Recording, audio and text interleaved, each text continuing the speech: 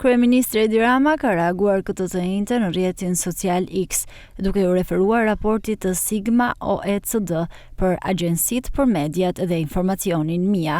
Në reagimin e tij, Rama thekson se institucioni është vlerësuar pozitivisht me një raport ndërkombëtar, duke kundërshtuar sipas tij kritikat e mëparshme ndaj rolit të kësaj agjencie.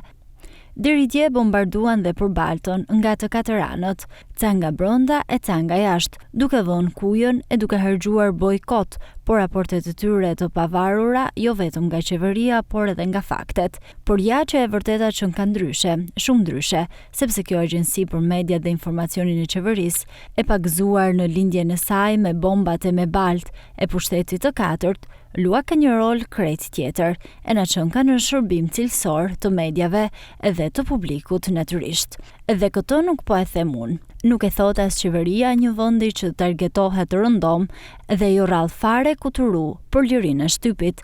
Këtë e thot raporti i Sigma OECD, një ndër ato burime institucionale ndërkombëtare, reputacioni fort i të cilit është krijuar mbi respektin për faktet, jo mbi procedimet, mbi analizat profesionale, jo mbi paragjykimet arbitrare, mbi vlerësimin objektiv të vërtetave, jo mbi amplifikimet subjektive të gjysmët të vërtetës.